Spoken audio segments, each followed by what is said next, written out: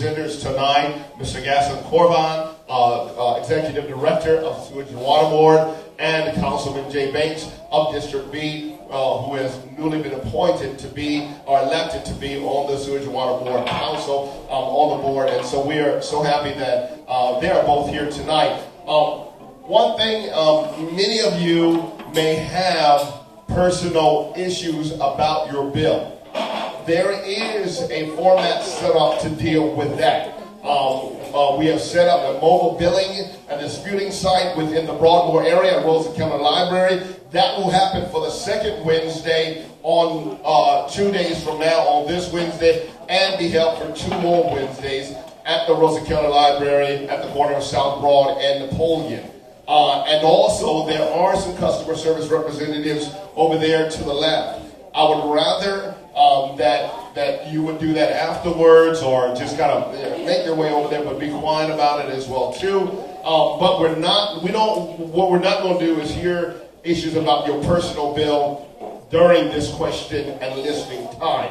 Those can be handled in a different format, but not in this format. This format will be handled by, if you have a question, then you write your question down on one of the index cards. There's index cards both to my left and my right. Drop it in that bucket. If you want to ask your question personally, that means by your own voice, then that will be made possible tonight by microphone being on the floor. Therefore, you can either have your question asked by the moderator or by your own voice. If you want it asked by your own voice, then you still have to write your name down on that index card and put it in that bucket. We still want to see that question. We will call your name by being written down on that index card. If you want us as moderators to ask that question, simply write moderator at the top. Still produce your question. Either put moderator or your name on that index card. This gives you time to formulate your question in a concise fashion so that it can be asked. With that said, we're going to go ahead and get started tonight. And I welcome our guests. Please give them a hand clap as we graciously welcome them tonight. With that said, gentlemen, thank you for both being here tonight. And if you would just give, the microphone is available for both of you to use. Please do that. Please give a word of introduction. Anything you would say for about 2 minutes, if that. And then we'll get to the questions that are here tonight. Thank you both. Mr. Gasson, Korban. Good evening. My name is Jay Banks, and I am on the City Council of District B. And by virtue of a public vote that took place last month, 2 months ago, I am now going to be seated on the Sewerage Water Board.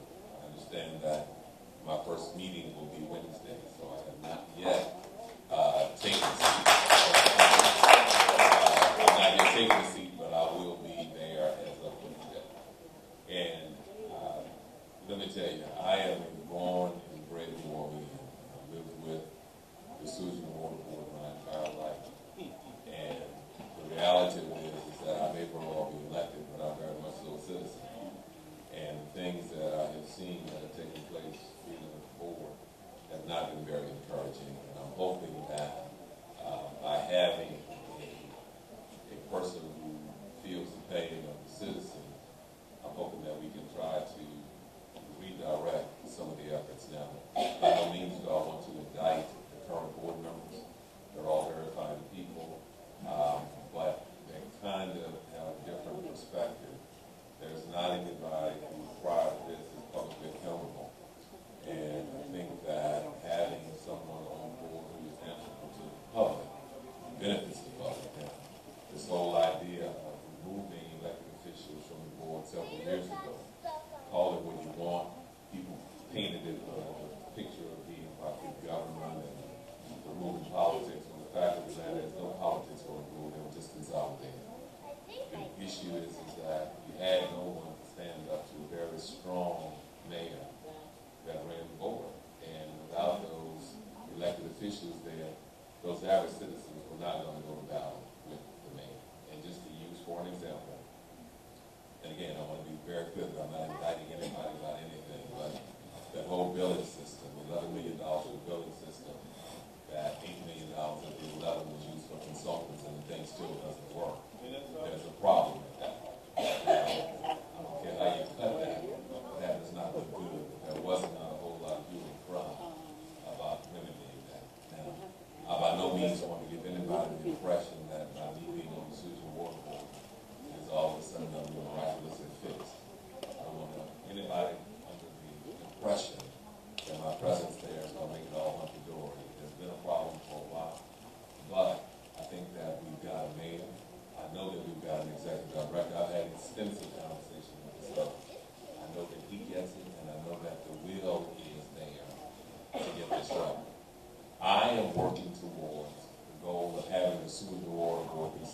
none of y'all ever think about. The fact is, it would be ideal for me never to have another boil water advisory, never to have an issue where there's flooding, never to have an issue where it's all over the news, where employees are sleeping in the cars. I would hope that we would get to the point where the Sewerage Water Board is as bland as milktoast. I want to be able to get to a position where it's nothing that any of us ever have to be concerned about, because we know the water's going to work, we know what the streets are going to drain, we know that we're going to have the service that we can get. And now, that's what I'm working towards. Now, you may call me Pollyanna for wanting to do that, but I started by saying I'm born and bred New Orleanian. My mom's still here, my grandchildren are here, my children are here, everything I got is here. And that's what I'm working towards, so that we will not ever have to be burdened with the problems that we've had in the past. Thank you. Thank you. Mr. Korban. Good evening, everybody. I do not have the same voice as Councilman Banks, so I got my mouth a little closer to the microphone. I want to maybe piggyback on one of the comments. I don't want to be milquetoast agency. I want to be a model agency. I want to be where all of you can take us for granted, but also be proud of for the service that we are going to provide you from home, hopefully sooner rather than later. We are nowhere we want to be, but we are working very, very hard at making this agency a very template agency for the rest of the nation. And you have to take my word on it for today, but you have to watch what we're doing every day to move that agency forward. I do want to, first of all, recognize the two customer service representatives that are here in the room next to us to help any customer with any billing or any other issues.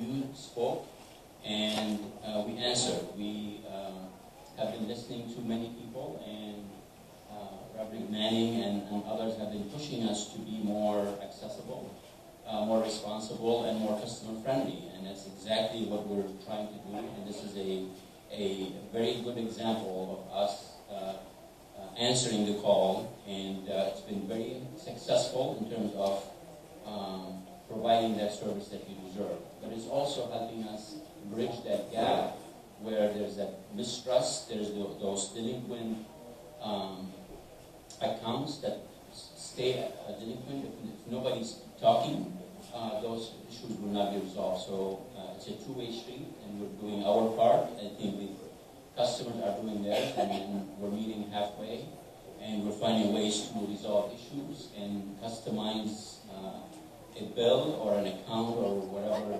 amount is owed to make it palatable and manageable for our customers to become in good standing with the utility and avoid the situations that nobody really wants us to be in. So with that, obviously, I'm here to answer any questions that you may have, and happy to entertain you. Thank you for that. Before we get to the questions, just a couple of things. We do ask again that you would make a donation to our meal for tonight. It helps us to continue to have a meal next week. We ask for a donation of $4 to $5. If you are able to do that, we appreciate it. Some are able to do more than others. Secondly, too, if you're standing in the back of the room towards the entryway, it's easier for us to control traffic if you take a seat in the middle. That would be most appreciated. If you are either on the side or anywhere else, there's plenty of seats in the middle here. Make yourself comfortable and have a seat in the center if you would. Thank you for your compliance. All right. With that said, again, one more time, there are buckets for the index cards to the right of the stage and the left of the stage. If you want your question asked by the moderator, just write moderator at the top. If you want to ask the question yourself, then just write your name on it. We cannot call your name if your name is not on the card. We'll just assume that you just want it read by the moderator. All right, with that said, with no further ado, I'm going to hand it over to moderator McKenzie for those questions. Good evening, everyone.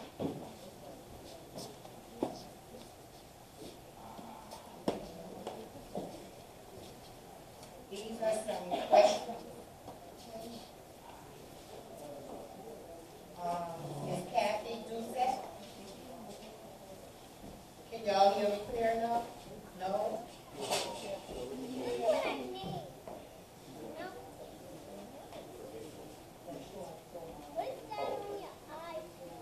The first one is Sewerage Water Board using the same billing system? Yes or no?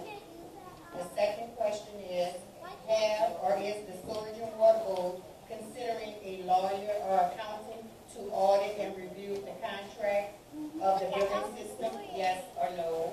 And the last question she asked was, do you believe that this billing situation can be fixed in duration over time? Yes or no? Yes, no, yes.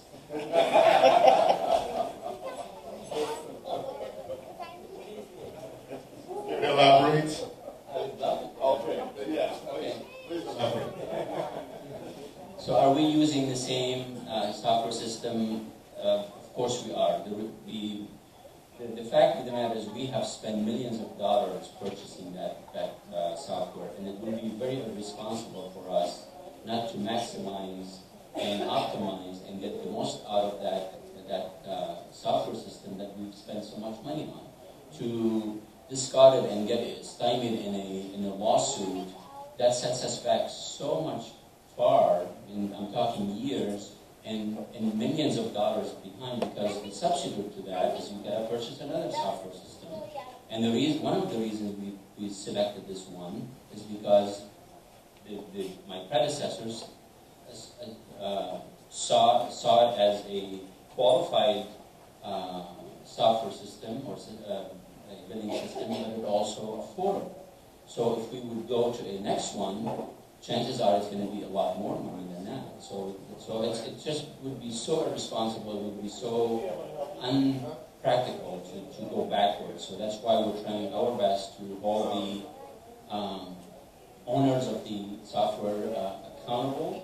We brought them down here several times. We're demanding a lot of improvements out of them, and they've been very responsive. If you ask, you get some responses. If you don't ask, which there was a time where those vendors were doing what they needed to do, but they weren't very interacting with my predecessors as much as they needed to. So now we're moving forward. Trust me when I say that we are looking at a much better product today than what we saw four months ago when I started, and it's continuing to improve.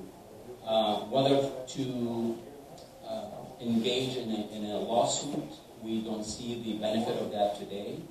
If things don't obviously prove fruitful, we may consider that's always on the table, but I do not see that path as I see things today.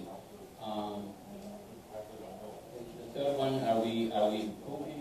It's getting better? I mean, I commit to you that we are going to get a much better product at the end of the day once we implement all the changes that we're about to implement very shortly. Ms. Renata Heward, you wanted to ask your question. Ms. Renata?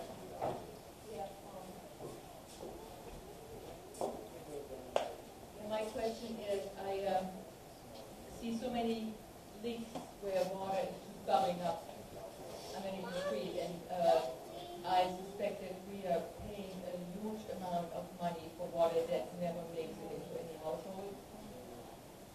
What is the percentage of water that is leaking that you produce that never gets to the customer? Very good question. I've asked for that evaluation to take place to cement that number, but I can tell you anecdotally, it's probably half of the water that we produce goes to waste. And that speaks to the fact that we have a system that's been neglected for many years.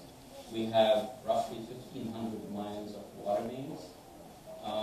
The breakdown of those miles, over 700 miles of those are 100 years or older. And a water main would last at the most 100 years and would start breaking apart. Even if it's 75, it would start breaking apart. You look at the youngest, the 0 to 25, to see how many miles we have in that category, and the answer was what? Somewhere between 5 miles to 10 miles out of 1,500. So that means the last 25 years we've done maybe 1, possibly 2 miles every 5 years. That's unheard of in any water distribution industry. been neglected for whatever reason. Maybe the money went to other priorities. I cannot continue to study the past. I'm trying to learn from it and not repeat it. I'm trying to implement universal or national standards as to how we operate, and that's how we become better. But the reason our water mains are breaking and leaking is because they are old and fragile and they're not intended. Councilman Banks, do you have anything to add to that neglect? No, I think Hassan hits a bit on it. I mean, the fact is that this situation that we're living in did not start yesterday. No one can make this go away overnight. And the fact that this system is as old as it is a major part of the problem. Now, should other things have been done prior to now? Absolutely. Should there have been maintenance that should have happened 50 years ago? Absolutely. But that didn't. So the fact is that today we got to play the cards we dealt. And we cannot undo immediately what is done, but what I can tell you is that we're committed to getting it done. But it's not going to happen overnight. And if you look around at the cracks, I mean, in most of the newer areas of the city, there are fewer cracks because the pipes aren't as open.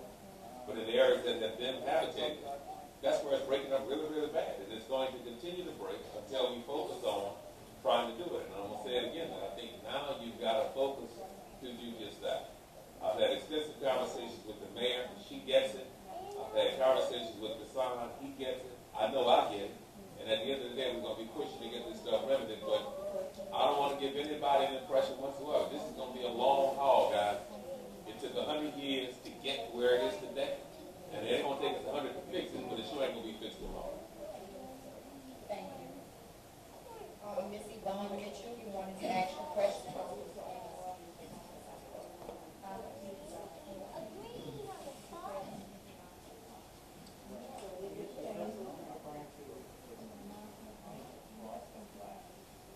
Okay, this is to the victor. To the victor goes the spoils. Why has Mayor Cantrell taken at least $38 million for her cronies? I didn't read it, but it's crony. That's what I didn't write it, but it's crony. Let us see you clearly.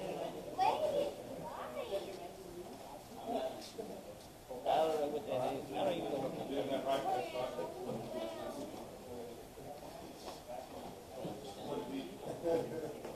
Would it be for Councilman Banks? I have no earthly idea. What I can tell you, though, and I will not hesitate to say this, that I have worked very closely with Mayor Cantrell long before she got on the city council. She is not the kind of individual that is going to play with the public's trust or resources. So whatever assertion there is that she took, whatever it is, I don't think it's founded in fact.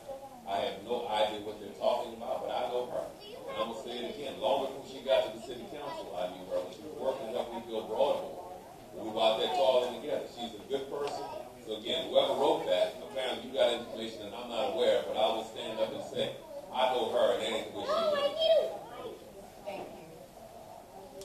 Thousands of New Orleans vehicles were flooded all in 2017. And the Sewerage Water Board hired lawyers, wasted money on lawyers that couldn't even replace vehicles that were flooded. So, do you want to address that? Yeah, in order to phrase that in the form of a question, I think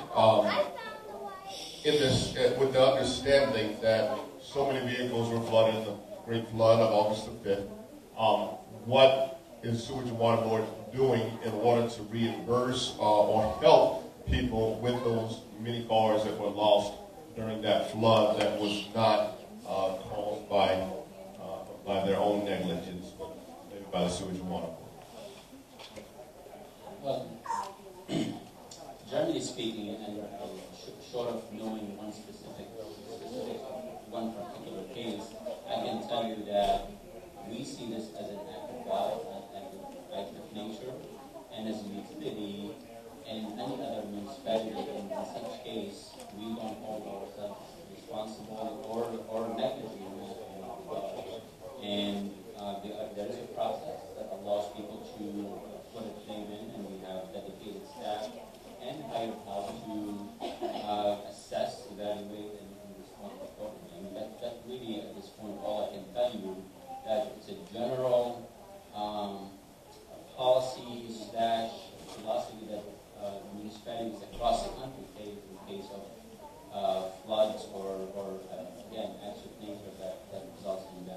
me ask you, have you seen claims that have been filed by someone that's said, my car was personally destroyed in that flood, and I'm filing a claim to the Sewerage Water Board for a car? Have you seen it for an automobile? I have not personally seen Okay, it. okay. But you're suggesting that someone could file a claim? I know for a fact that we have staff that receive those claims. Okay. And how they're processed, I can't tell you specifically what they're processed. Then it may be virtually looking, screening at that claim and then denying instantly based on what they see, as a matter of fact, in terms of what the facts are shown in the claim. But I can tell you what, beyond that, I have not seen any. I think it would be helpful probably to us and to the person that asked that question, if there would be some criteria that people would see of what claims are considered legitimate claims and what claims are not.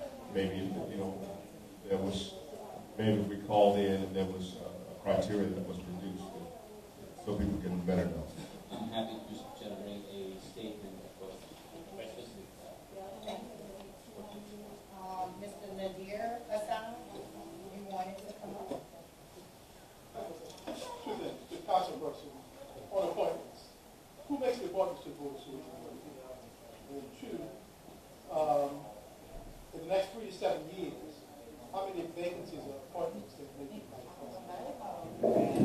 I don't know the terms of how many are going to be out. The board is appointed through the mayor. The mayor makes the appointments. The mayor signs off on the appointments, but the law was changed. The universities recommend individuals, and the mayor picks from those recommendations of the universities. There's a formula that has regular citizens, it's got 2 community advocates, and it's got a engineer, or a civil engineer, or something like that. But I don't know the staggering of the terms. Forgive me, man. I ain't big into it. Korban, if you had a problem on this site, that's a residential commercial site, and you felt as though the bill was not correct, would it be best for a business to go out and hire an engineer or hire a plumber? What would you recommend is the best way a business could really get a true feel of whether the bill is estimated or unestimated, and then go to deal with it? That's a very tough question to answer, not knowing the specific. I would urge as a business to maybe make an initial assessment of the situation and make a call in terms of maybe this looks like it's my problem. No, I suspect it will be Sewerage and Water Board. You can always contact us. We will respond and show up at the site and give you an idea of what we think the issue is. If it's ours, we're going to fix it. If it's not, we're going to tell you we suspect it's yours, and we urge you to take care of it yourself. If it's proven otherwise, obviously you've already established a dialogue with our customer service representative or field folks who I've seen them interact with folks, and they are impressive in terms of how much they want to help.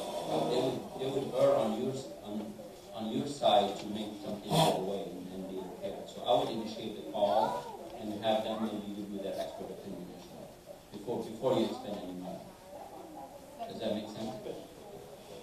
Thank you. Reverend Barnwell. I attended the Wednesday morning time when the Sewerage and Water Board representatives met with people from the community, especially to talk about their bills. It went very well. This is the first time we had this, and 25 people came up. Each one of them. 35 came up. 35. Yes, sir. Thank you. 35 people came up.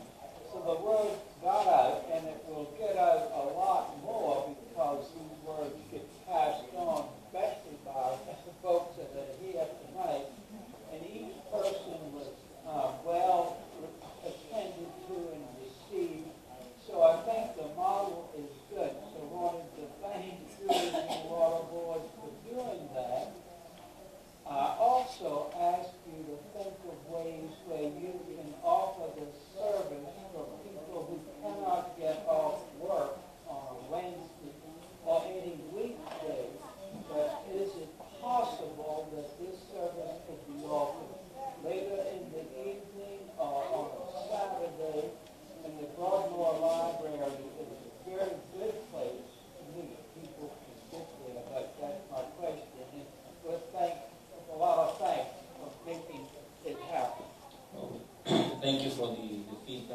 obviously, that was something that came up through interaction and a lot of back and forth listening sessions, call it, where we heard the issues, we heard the challenges, and we responded. We're always open to adjusting what we're trying. Obviously, we started a little bit cautiously and carefully in terms, because the resources are limited, as everybody knows that we are going through a lot of tough fiscal times, so we're trying to be careful with how we spend our money. If Wednesday is proven successful, we're going to obviously beef it up and continue that service. We definitely would consider either an evening hour program or even a Saturday. We're certainly open. We're constantly looking at ways to create a satellite office, a permanent satellite office, or offices throughout the city. Actually, this morning we drove around looking for some potential sites. Again, when you don't have money, it's very tough to improve the service. So but we're not losing sight that we need to improve. So we're trying to stay ahead in terms of what else we can do on behalf of the customers. So thank you for the feedback. Thank you. The building system had 3/4 of the cost for consultants. This is corrupt. Do we need to investigate all contractors? Well, I don't agree with the notion that it's corrupt. It's very customary when you buy a software for any services, whether it's billing, whether it's payroll, whether it's answering the phones, any service really. The software world and the technology world is very expensive. And again, I think I alluded to the fact that we selected the least expensive option at the time. So in theory, if absent of that one alternative, we would have spent a lot more money. Maybe we would have got different product, better product. That's arguable. We just don't know if it's hypothetical. But this world of buying technology and software does cost a lot of money. So I did not see anything unusual. And I come from 30 years of experience having purchased software and a lot of technology services. There was nothing unusual about that purchase. If you were to give a better number to that 3/4 number that was given, would there be a better number? That's a 3/4 would be the consultant. What would you put on that? It would be tough for me to break it down quite a bit, but you are purchasing a commodity that took a lot of effort and resources in developing and making it work. So there was a lot of work that went into bringing it into the Sewerage Board system and basically interfacing it. There was a lot of training that took place. I again can break it down eventually, but I can't give you the details. But there was nothing unusual about that interaction. What was unusual, quite honestly, is the poor performance that we saw. It wasn't as much holding the vendor accountable as much as doing everything that we were supposed to do in a timely fashion before letting the problem grow and grow more and get out of hand. And as I said before, we have found a lot of, I'm going to call them flaws in the process and the system that we are correcting. And that's why I'm confident by mid-year of 2019, you are going to see a different product altogether and much better outcome in terms of accuracy and timeliness of the system. Just to jump on that point real quick. So you said, as we know with any problem, so the problem continued to get worse because it was not handled in a timely fashion that it could have been. What would have been a better time frame that this being 2018, the problem started in 2016, right? If it would have been handled probably maybe halfway through 2017, would you say we would be quite the mess that we're in now? Well, it's hypothetical because I wasn't there, but if you start seeing issues, whether issues are lack of training, lack of response, lack of buy-in from the employees, the process was not accurate, whatever the case may be, if you don't address it immediately, it's going to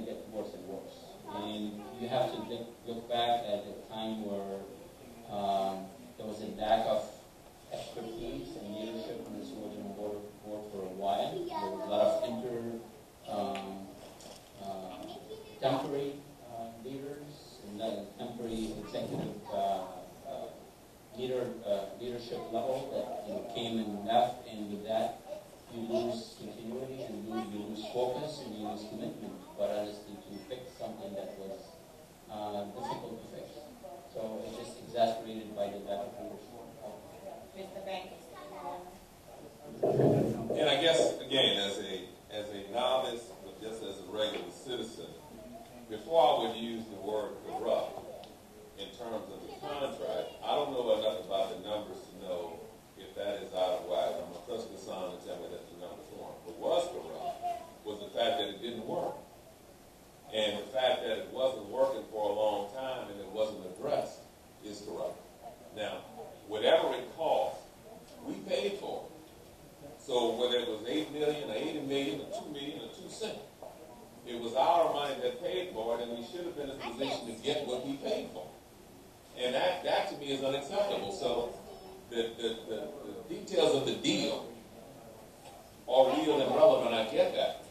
But the reality of it is, whatever we spent, we should have had a focus on making sure that it worked.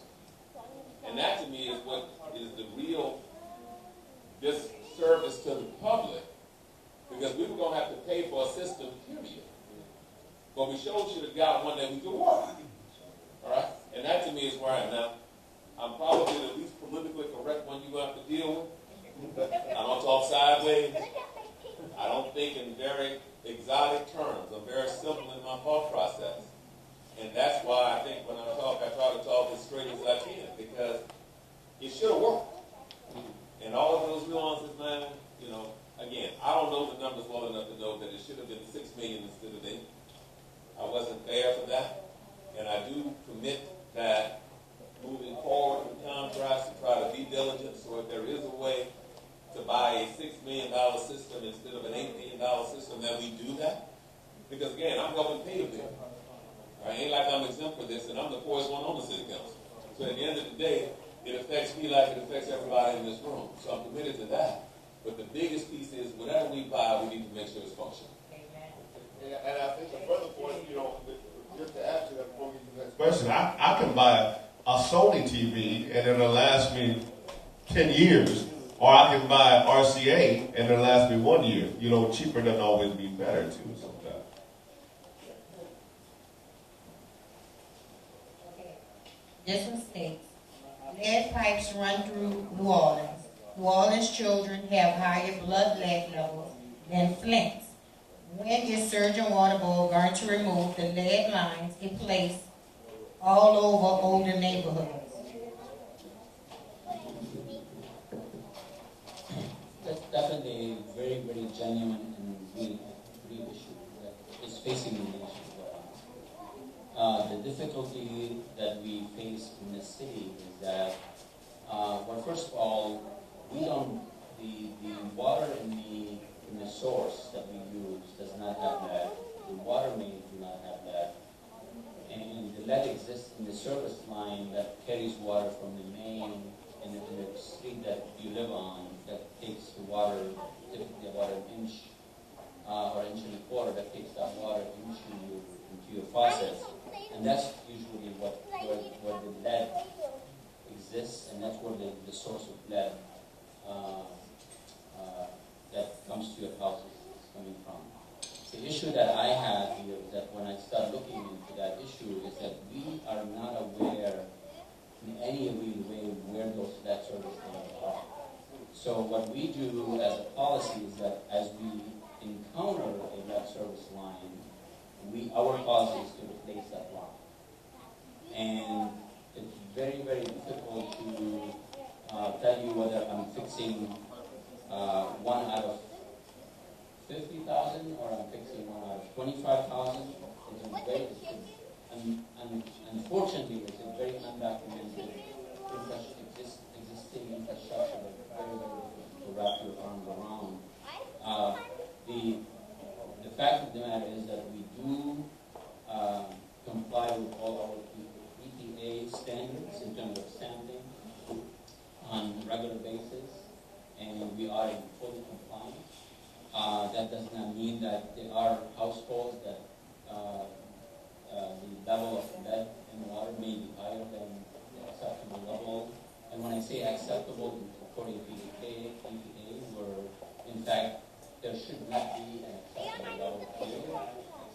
zero.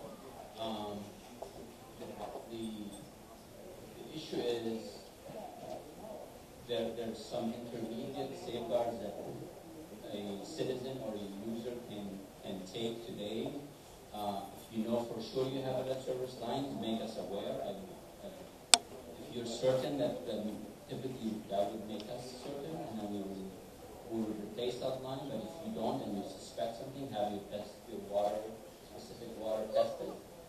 Okay, and if you're uncertain and you don't want to test it, you can always invest in a filter. There are a lot of good filters out there that typically can get you about up to 99% filtering, protecting yourself and your children and the household users. So at this point, again, it's also an economic issue where my water mains are busting that we talked about before and falling apart.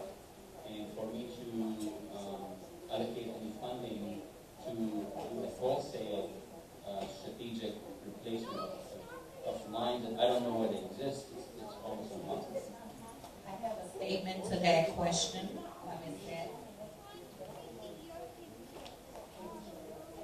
Mr. Korban, can you hear me? Mr. Korban and Councilmember Banks, our representative on the Sewerage Water Board, we have local lead experts. Dr. Howard Milton, and Dr. Adrian Patner, who is a water lead expert. Both are in our coalition and say that we have lead lines thousands of miles all over the city, that New Orleans children have had, still have, or higher blood lead levels in Flint, Michigan.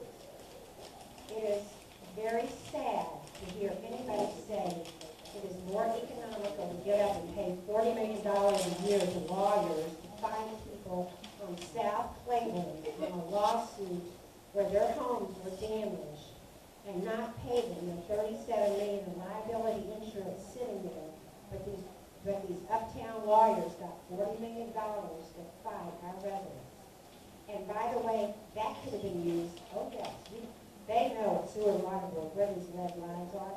They place lead whip lines up against our residential homes all over the city. It is well known where they are, and if you don't know, you need to take an inventory, and your own people know because they dig up holes in our sidewalks every day. And we need an immediate plan, which is why J.P. Morrell is actually bringing in a bill to force municipalities to calendarize a plan to remove lead lines. And your testing service is not using the correct protocol. And this kind of fabrication does not help anything in the city where we know we are paying for water that comes out of the Mississippi River for free, paying for filters on our waters, and also poor people are buying bottled water. Give a chance for the rebuttal, ma'am, please. Okay, well, go right ahead. Thank you. All right. Thank you for that. Thank you. Please.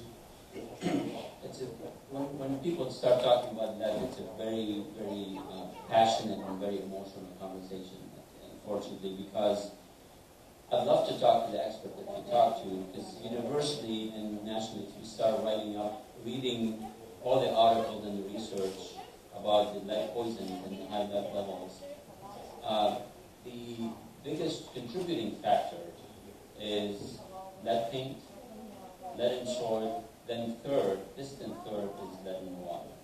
Yet we tend to want to focus on water, and I'm not saying we shouldn't, but this is a conversation that has to be a holistic conversation where we have to look at when we test a child, and I'm not a health official, I know a little about health related issues, but I can tell you, if you test a child, you have to look at the source of poison, so you can really focus on the solution. Because if you focus on water and ignore the other two sources, you're really doing a disservice to that child.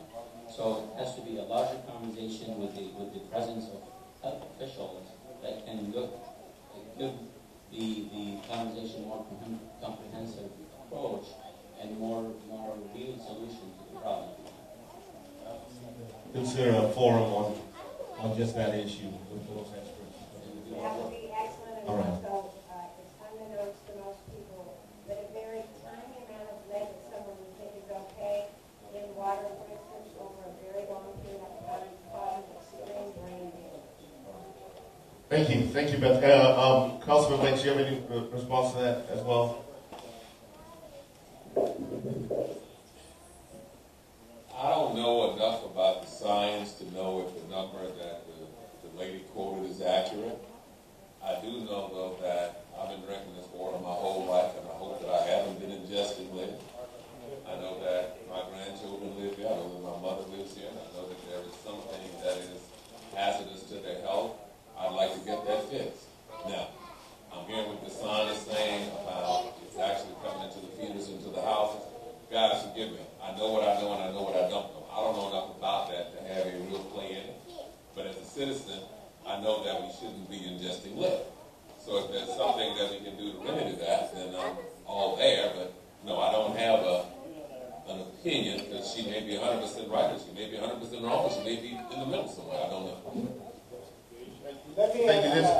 Hold on, sir. Hold on.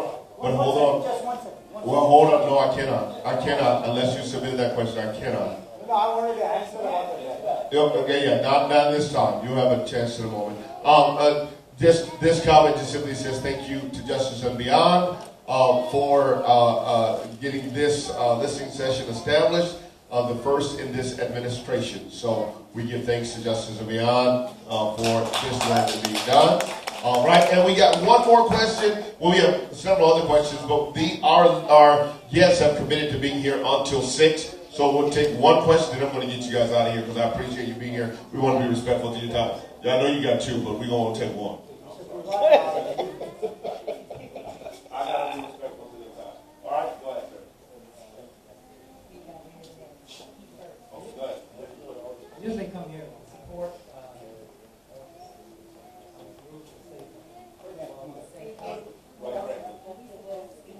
I want to thank Councilman Banks.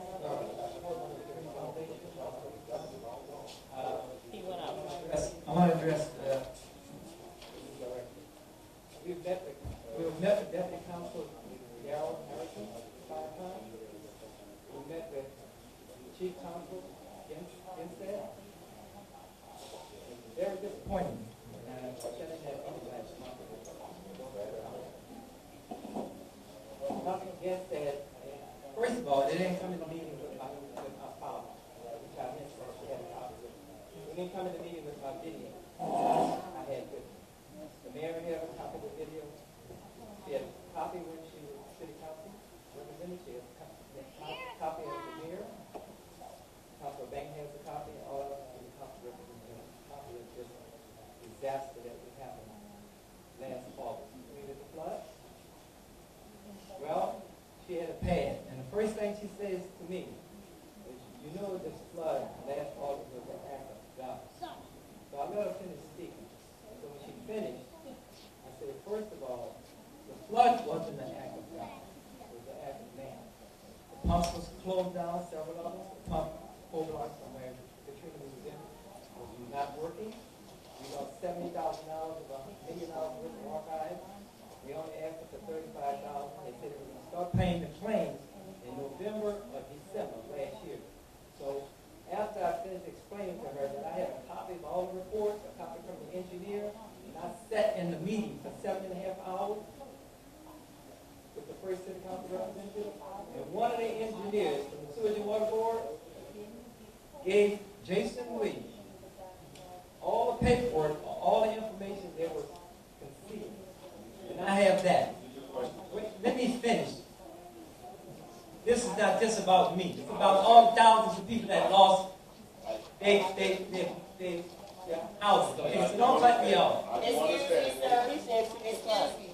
We are moderators, co-moderators for justice and Well, I'm speaking not just for me. Question. They have other people here. I'm asking them a If question. you cannot abide, give me my mic and step out the I door. am asking a question. Ask it. So what I'm asking, and the final results of the meeting, she said they won't be looking at the claims till April. So when are the citizens going to get their claims paid?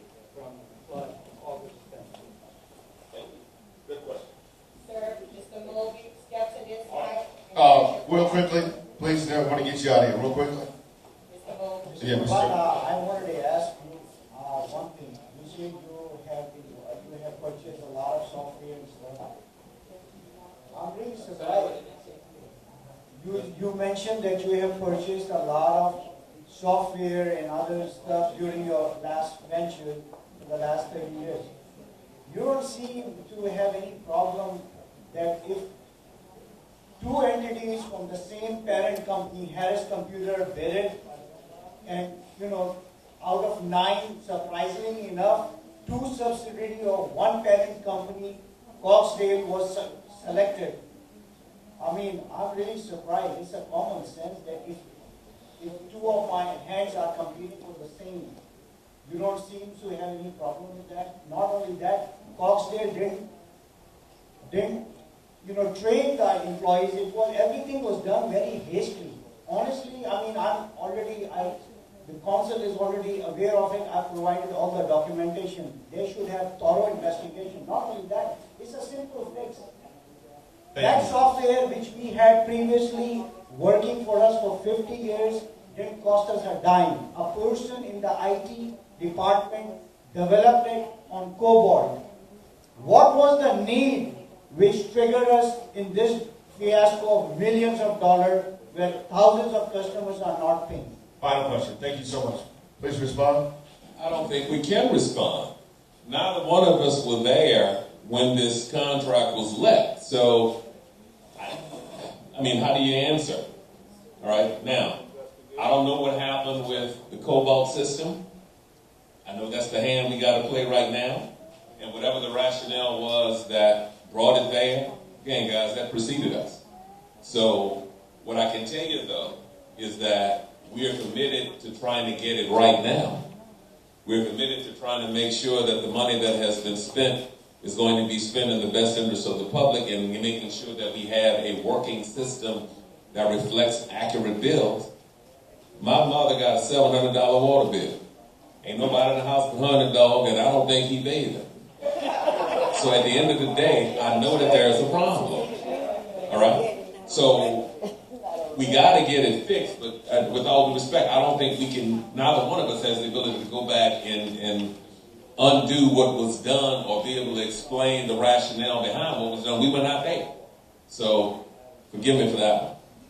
But is it true that the one before it was designed and... I got no idea, man. Mr. Korban, would you know? And was it designed by an IT person within Sewerage Water Board? All right.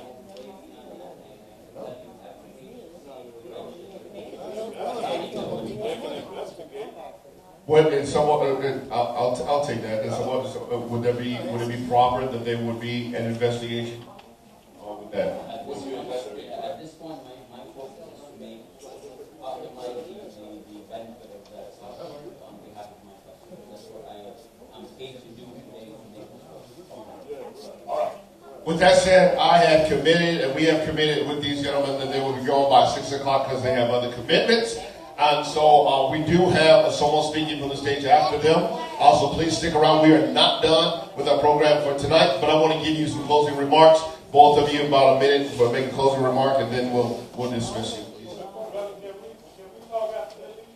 Yeah, we're not done. As I just said, we're not done. We're going to talk about this issue before after the meeting. Yes, we're not done. All right, go ahead, closing remarks. Just thank you all. Pastor, when you call, Pat, when you call, I'm going to come. You let me know and I'm going to be here. We're all in this together. And I'm committed to trying to make this thing work. And then the question about an investigation, sure. But the question is, what are we going to investigate? Maybe it shouldn't have been done. But at this point, it is done. And we've invested $11 million on what's there now. So even if the other system was great, we didn't spend $11 million on this one. And I think it's better to get this $11 million system working than it makes sense to go throw it away and go back to what we had. Now again, that's my very simple way of thinking. I would not oppose anybody investigating anything. I don't have a dog in the hunt. All right? I ain't got nothing to hide, so I'm fine. But I think that trying to undo or redo what wasn't done isn't going to be in our best interest. I think we need to have a comprehensive plan of fixing what's there, moving forward, so that we aren't having this conversation 5 years from now. And that's the way I look at it. Thank you, Councilman Banks. Mr. Korban? Yeah, thank you so much for giving me the opportunity to be here. I'm happy to come back. I think this interaction is very key to us doing a better job. And the key word today is moving forward. I have a plethora of issues. I don't have to tell you that. You all know that we are facing tremendous amount of issues in the Sewerage Water Board.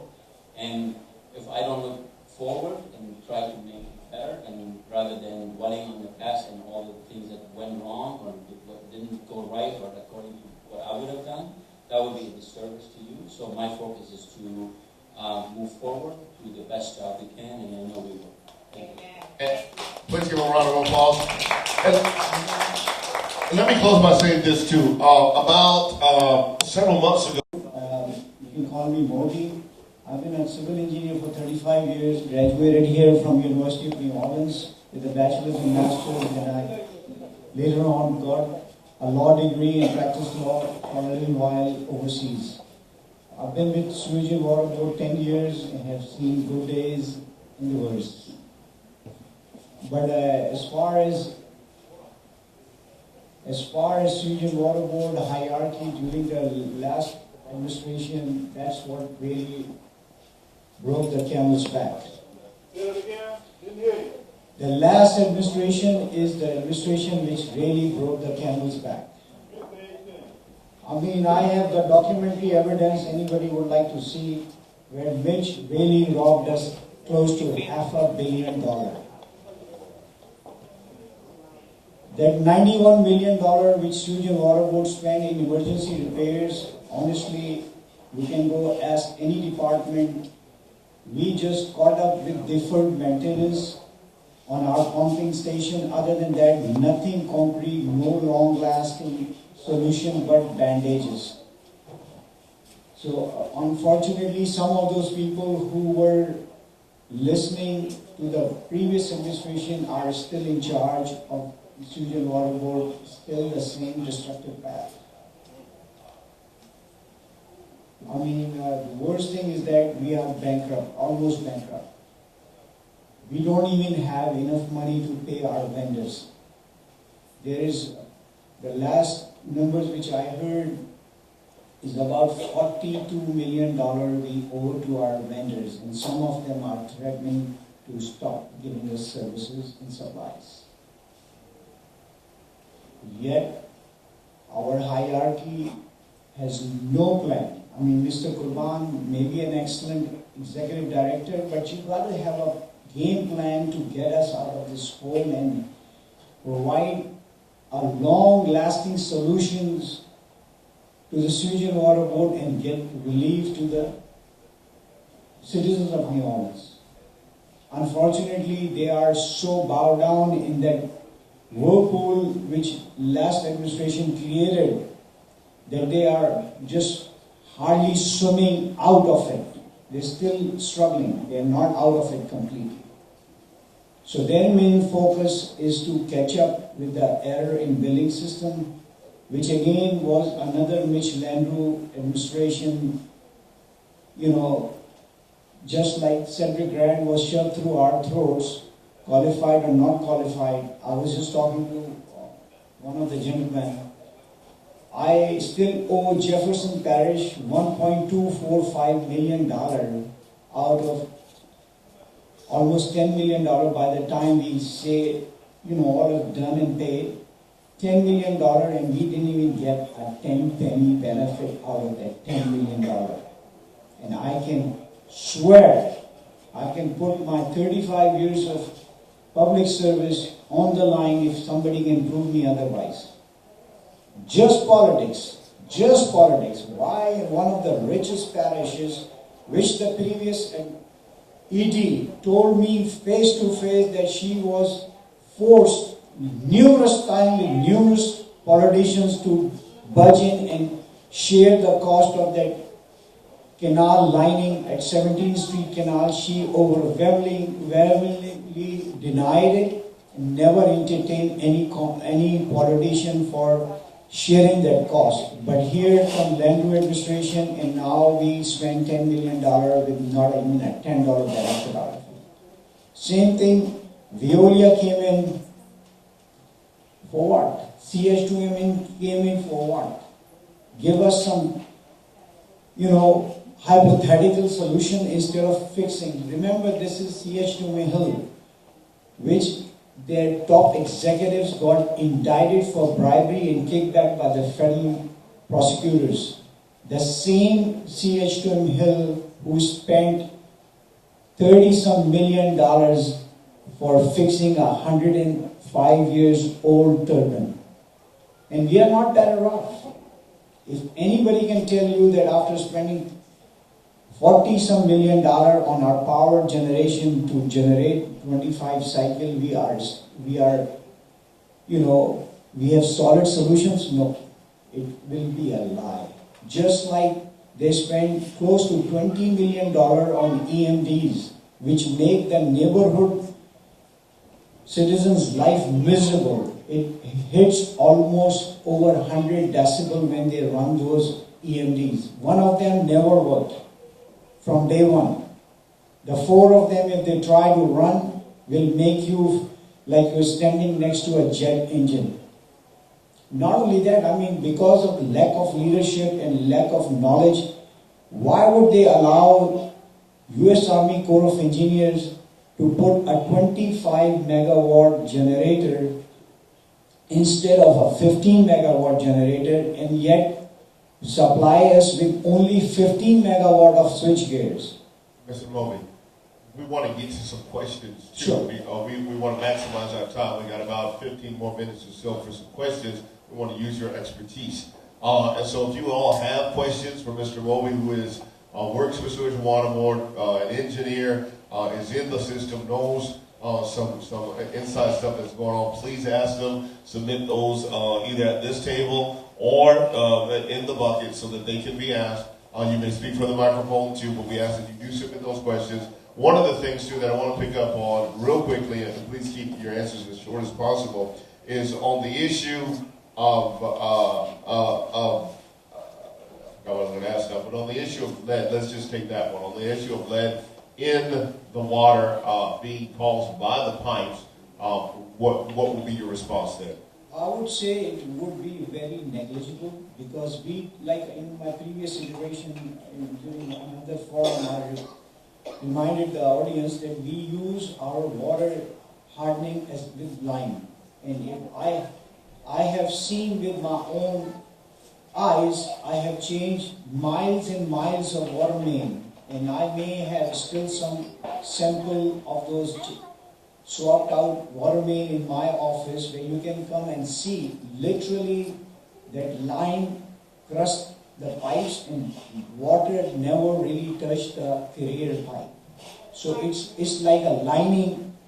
Most of the lead issues may in the past, after Katrina, since we had the interruption in water supply for a while, when they supplied those water line with fresh water, the crusting may have compromised. But lately, it's not an issue.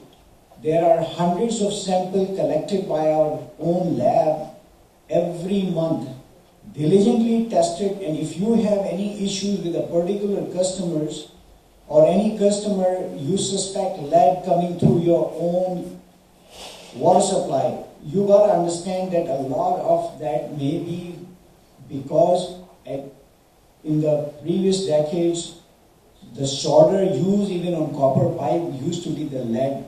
So it could be within your own residential system that you may have that copper solder with lead may be exposing. But as far as our water main, I can assure you that it is not causing.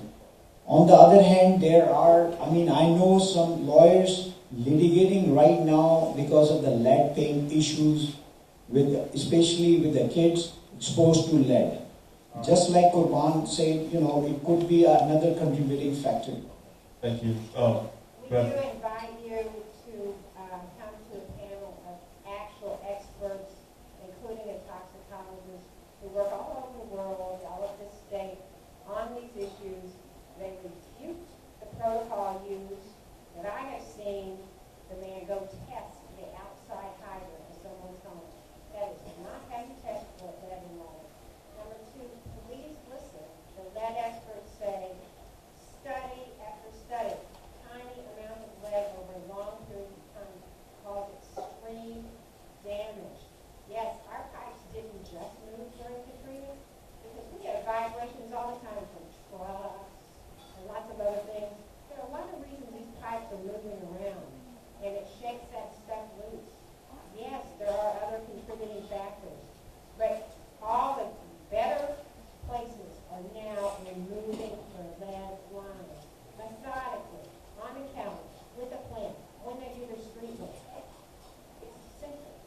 Ma'am, as far as that goes, I can assure you the protocols are there. As soon as they come across, they encounter any house connection, lead house connection, they, without any question asked, that is changed from the source to the meter right away. And it is very well documented in the system. Thank you. Mr. Pack? Thank you, Mobley.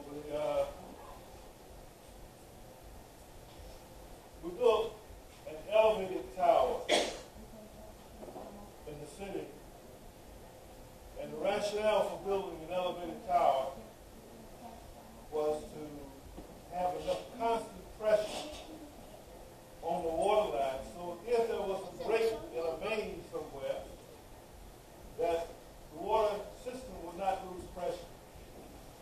Or if there was an event like happened last year when the guy was sleeping, that we wouldn't lose pressure, we'd have constant pressure, and we wouldn't have to have boiler valves. We have boiler valves because there's so much water around the pipe that's leaked out of the pipe that is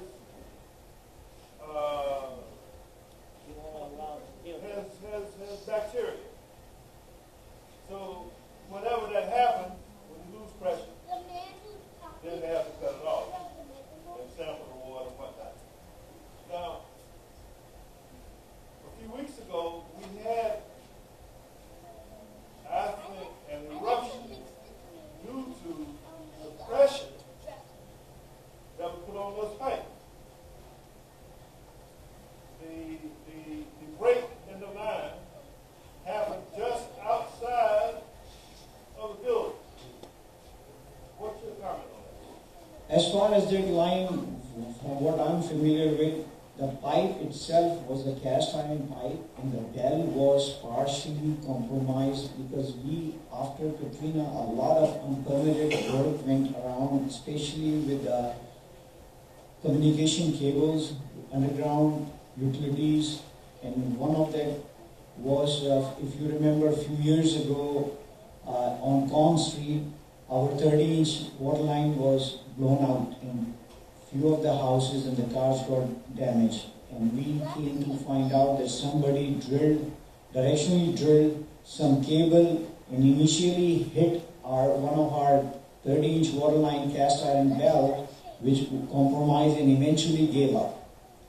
So same thing happened here. What they found is that the pipe itself had a part chipped off, and over the time it gave up. And the reason it took a little longer than normal, because it was a cast iron band which was going under a duck bank on Leon Street, which they could not just simply, tie it back to. So they had to order special clamps. So instead of having that long lead time for the special clamp, they decided to take that special cast iron, fitting out and went straight to the other valve joint where they didn't need any special fitting. As far as coming back to the towers are there. FEMA funded studies came about and showed that we did have air in our system. So water handling was causing a lot more leaks and issues in our network. So FEMA was kind enough to fund that system, that studies, and that's why we built those two elevated towers. One came online a few months ago. The other one is supposed to come online within the next couple of months. By the time these two elevated towers are fully functional, we would get about 42 to 44 minutes of leeway time where if something happens, we would have a catch-up of 42 minutes or 44 minutes where we can switch the power and get the system rolling. As far as No, increased pressure didn't do it. See, the thing is that... My question is about corruption. Jay Banks put his finger on it. Jay said that more than half of the money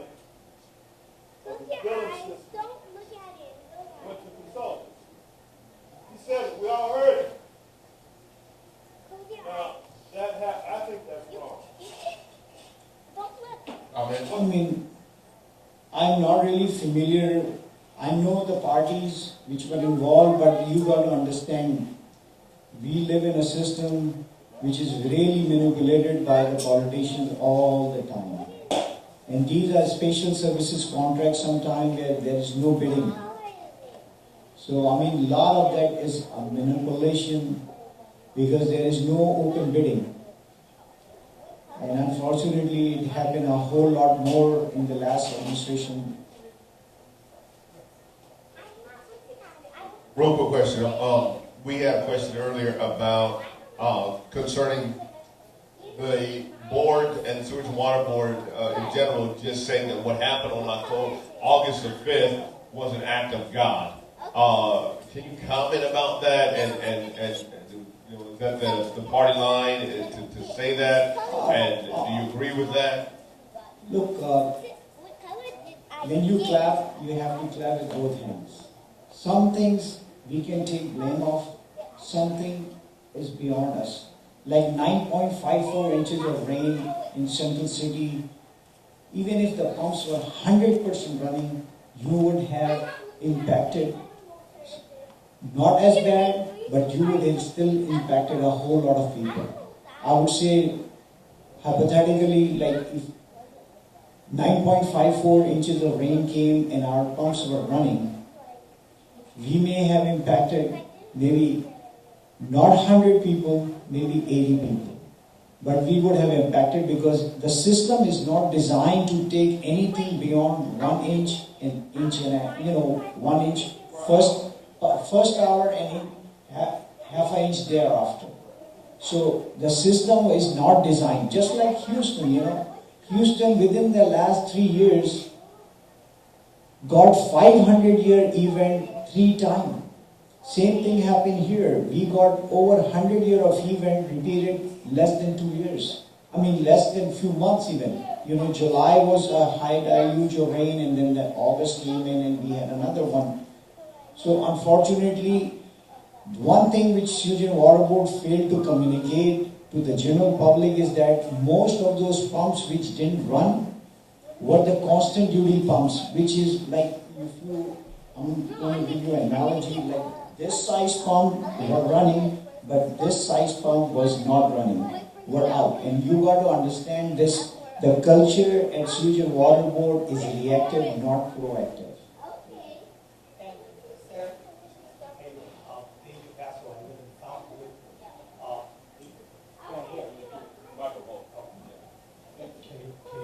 Yes, sir. Several years ago, my wife, concerned about lead, a community voice member, we installed on my house a filtration system, about $2,400, and I have to change this filter every 4 months when I leave my house. If we got the pressure from a Cedric Richmond, a Congress, a Latoya, and a mobilizing a city to say that every house who wants that filtration should get that, if we have a grant, or we can put the money together, could that affect people? Could that remediate the problem in terms of lead, in terms of people's houses to have one of those filtration systems? I mean, look, any safeguard, more power to you. But on the other hand, overall as a system, I can guarantee you, if you call us, we'll come collect a sample from inside of your kitchen tap, not outside. Outside is a routine maintenance which we go and check for bacteria and stuff, but specifically for lead, they will go to your kitchen faucet and collect your sample and then run it very diligently. If they have any issues with that, they will notify you. Not only that, they will notify the maintenance section to go further investigate if you have one of those lead house connection pipes.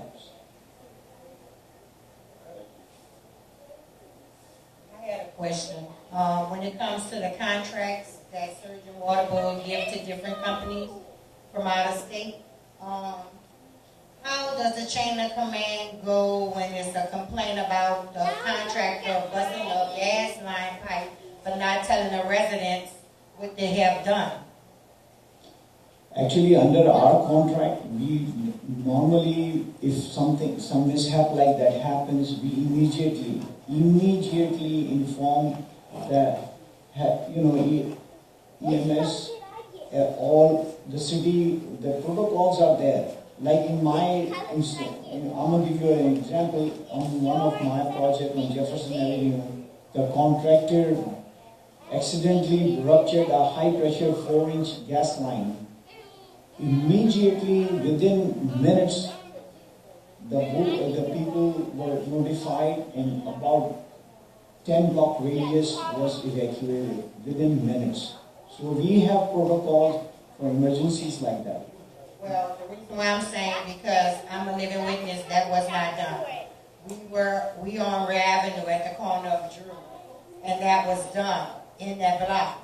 And it was another guy who worked for the construction company that next morning smelled the gas real loud and went to knocking on our door to see if it was coming out the house. And when he knocked and I answered, I said, well, no, it's not an odor in here.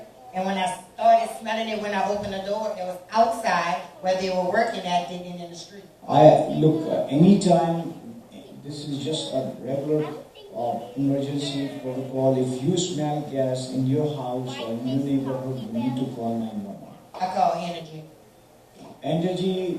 Energy will definitely be the first one to respond, but on the other hand, you got to get the city and Sewerage Water Board mechanism mobilized without any further loss of time. And we did. As far as I know, it happened twice. Once done by Entergy own contractor, because they are now putting plastic high pressure lines under the sidewalks all in uptown area and other neighborhoods. If they accidentally release gas, they do notify the public and their PR system comes into effect. And the other question is, when they do the work, why is they temporary filling the hole that they have dug, but coming back this year to redig again? We had some glitches where Land Administration took over an entire pavement from Sewerage Water Board, and we were just leaving the rocks, and they were billing us tremendous amount of money. Now that protocol has been reverted back, where if we trench, we pave it back.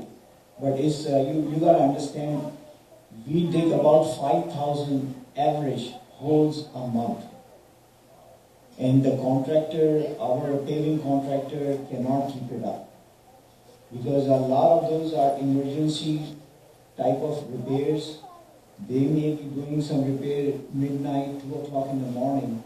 They will put the rocks back and somebody is supposed to follow up. But unfortunately, we are lagging and we are in a catch-up mode right now. So within a few months, you will see a whole lot of those patches getting permanent pavement. One final question. Mr. Green, Lord, you want to ask your question, sir?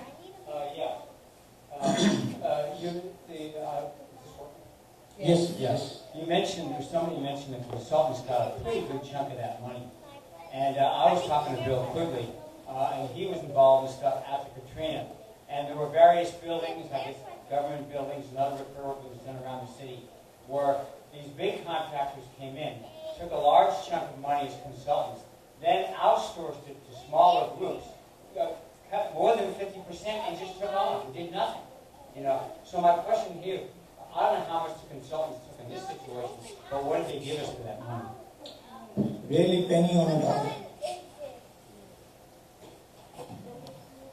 We spent $91 million in emergency repairs, and I just cited you an example that $20 million went to those EMDs which are typically used to power the locomotive in Northeast Corridor, because besides Sewerage Water Board, the only other entities which use 25 cycles is the railroad, public transit in Northeast Corridor. So you can imagine that 20 million of EMD didn't really even give us $2 million worth of benefit. Very good. Thank you, Mr. Moby, for coming and being with us tonight, please. Thank you. We appreciate your expertise. Not only your expertise, but your courage in being here. If you folks need